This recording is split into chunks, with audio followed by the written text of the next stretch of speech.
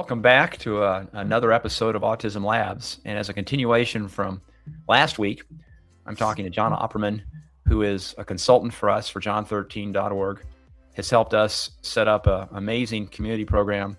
This summer, we're going to probably serve 30 or 40 teens and young adults in our summer camps. We have a day program that's growing to 5 days where we might be serving 20 or more.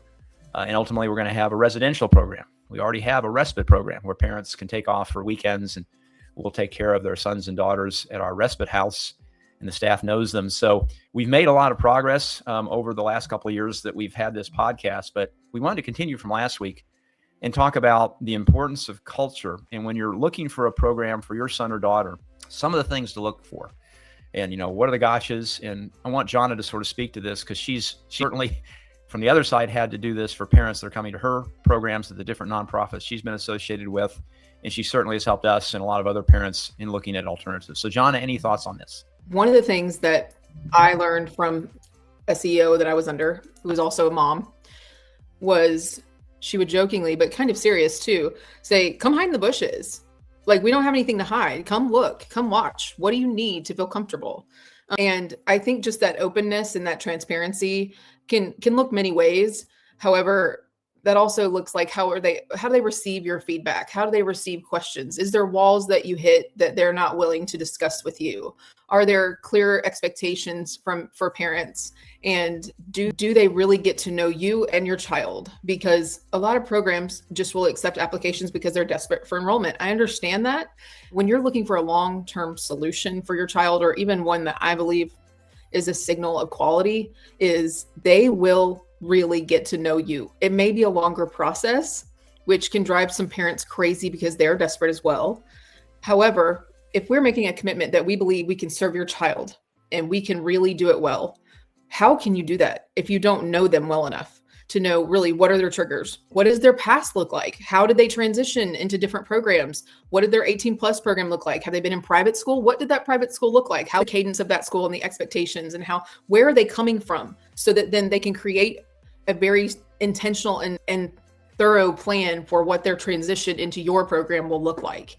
Because so many, honestly, programs don't necessarily do that, the due diligence of really finding out where is their point of reference, and how are you going to bridge the gap between what they've been doing versus where they're going, and how big is it, and how are you going to shorten that learning curve for them? Because success breeds success. So if that means they come 1 day a week for 2 hours for 5 weeks, and then they're happy and successful, and then you build to 2 or you build to a full day, then do it, because this is a long game. And it is what's so sad is watching someone jump in too soon and then they don't do well, and then they get kicked out of a program. That is criminal to me, in my opinion. I think it is wrong. It is a poor stewardship of that program's relationship they have with this family. And I mean, to me, that is a huge red flag.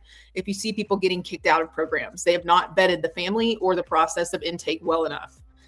Let me share with you guys what this means, because John is absolutely right in how important it is to get to know folks. And I thought this was crazy, how much time we take in the intake process with a new community member and their parents. But just to give you an example, so we have a very thorough form that really gets into the history and where they've been, a lot of the questions that Johnna has answered.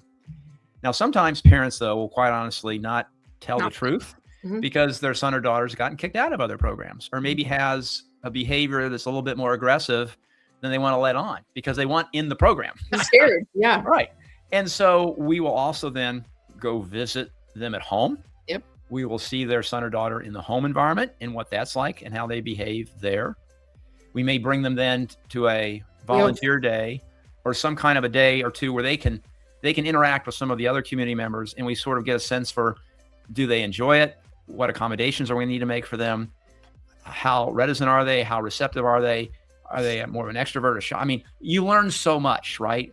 And so this isn't something that's instant. So the advice I would give as a parent is, if you go to any program and it's a quick 30-minute, fill out the form, and your son or daughter's in, you give us the $1,000 or whatever it is, big red flag, right? We don't do that. We take weeks. There's lots of paperwork. There's lots of one-on-one in different scenarios. Because as Johnna was saying, we want success. And it seems like a huge investment as a parent to make when you don't even know for sure if this is the right program, but you're going to learn, going through the intake process. as to whether or not this program really does give you the warm fuzzies and the comfort in the intuitive yeses that you're after, or you start to see red flags along the way and say, no, this probably isn't right for my kiddo. And John, I don't know if there are other examples or other things you want to add to that. Things that I look for when I'm just trying to get the temperature and the pulse on, if like I'm working with another nonprofit to see what really needs to be worked on versus what they're just handing me that they think they need help with, is what's your staff turnover? Like, what's the continuity of staff that are with your child? Like, from program, do they stay and get to know, or do they constantly rotate? Or like, what does the staffing model look like? Because when you have a constant stream of new people, or you have like a temporary staffing agency that they're using to fill a gap, you see so many new behaviors, so much upset. You have a lot of issues going on typically, not just the turnover, but what's the retention, because you may see there's sometimes some intentional turnover, right? Like when I inherited a residential program, it had faced, I called it cultural homicide. And the director that was over it before me she was stealing. And so how she was able to operate in that way was that she created division amongst all the staff.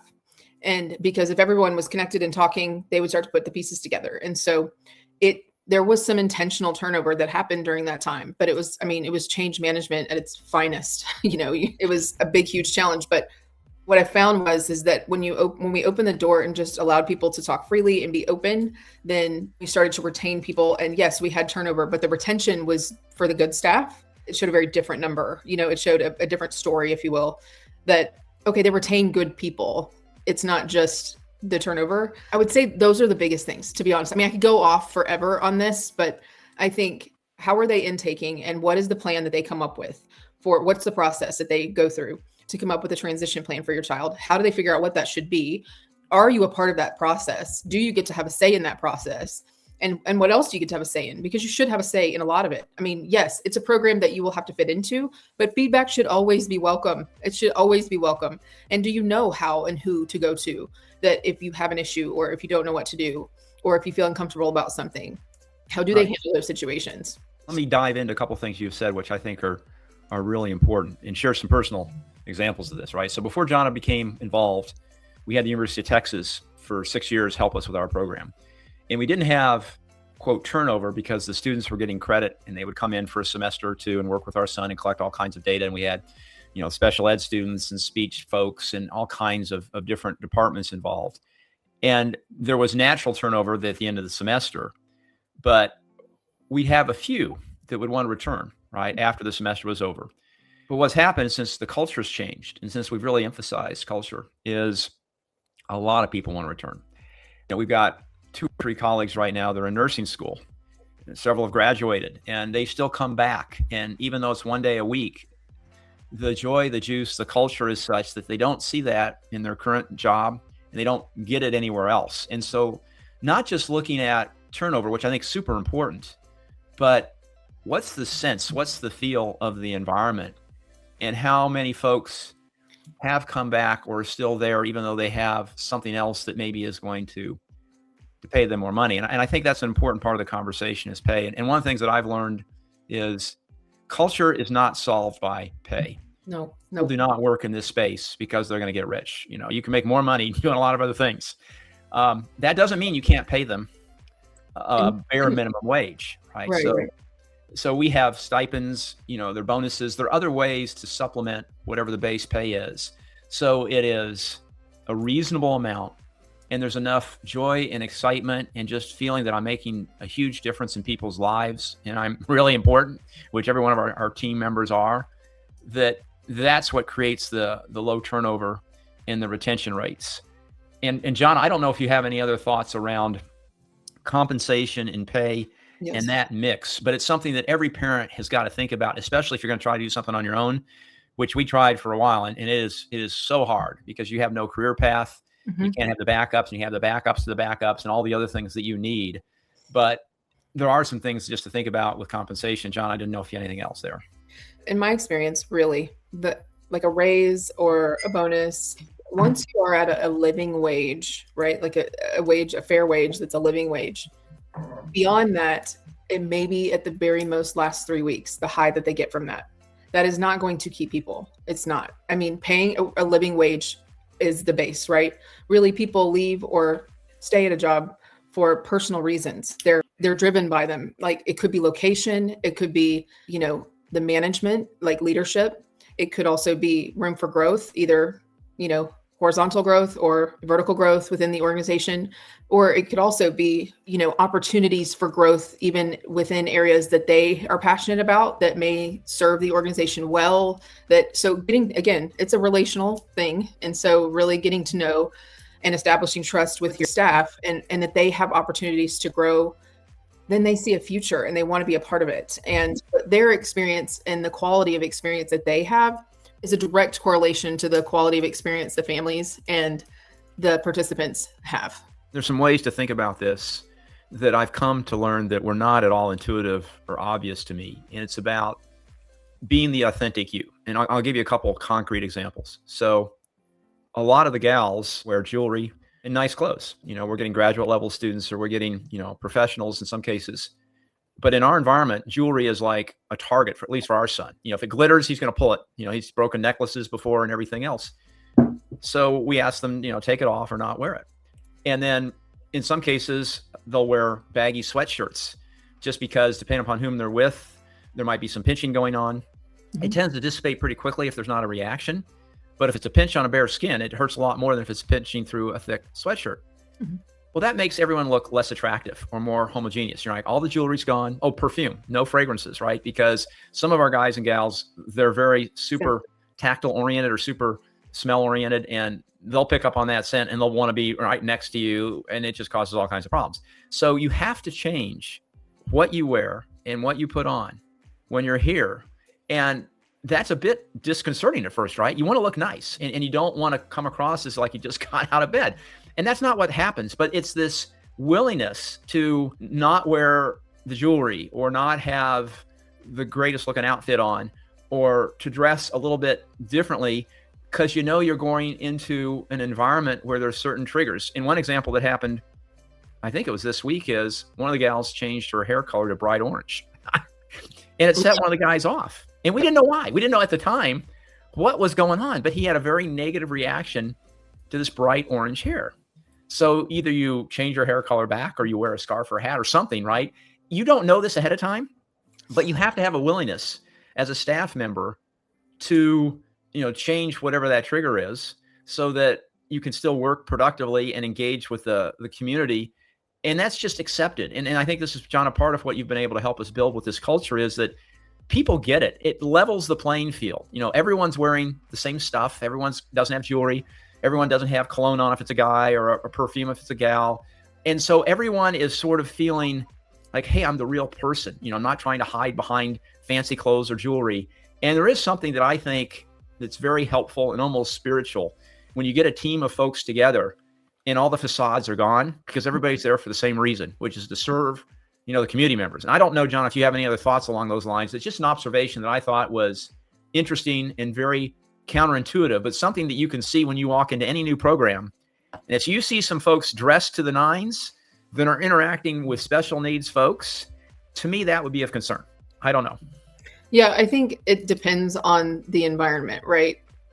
So it's interesting because one of my philosophies is kind of, you want these invisible supports for their dignity and, their own sense of pride for themselves. And so if everything is covered in, hey, I have autism signals, that also creates an outcome, they don't necessarily rise to the occasion. But I think that you wouldn't necessarily notice that because they still look really nice. They've just modified it, so that, right. But again, that goes back to, they understand that the success of this individual or the success of these individuals are our mission. That's the heart and soul behind what we're doing. And everyone is willing to do whatever it takes because that's the option. There is no option of like, oh, well, this, we're probably not, they don't work out. Like, no, this was our commitment. And what does success look like? Which is, we have discovered that there are personal things that people have done, staff have done or worn or whatever that we've had to change because we have guys in the program who don't understand that this is a whole new world of working with these cute, 20-something girls, and they've had to do different things so that they are not sending the wrong signal to some of the higher functioning guys or, and not that they were doing anything terrible. It just, you sometimes have to modify the way you dress or the way you do things so that it doesn't bring out the worst in somebody, you know? Yeah. So I want to end this episode here. We're going to have one more episode. So part 3 is going to be next week. And that's where I'm going to ask Johnna to take off the gloves. I'm sure one of her most challenging clients. I came into this program. I'm an A1 driver, control freak. I like to micromanage. I have 0 patience. At least I had 0 patience. And I think dads, you guys in particular, and even moms that tend to be more perfectionist, they tend to like to have a schedule with time deadlines and make sure things are done the same way day after day. There are a lot of learnings that I've gone through. So the final episode that we're going to do next week is Johnna beating me up and telling me all the things that I've done wrong and then how she's helped me learn. And it may not just be me. I mean, I think we've had other folks in the program, but I'm probably one of the biggest challenges that Johnna has faced. So thank you for listening to us this week. And please come back next week when we take the gloves off with Johnna Oppermann. See you guys. Bye.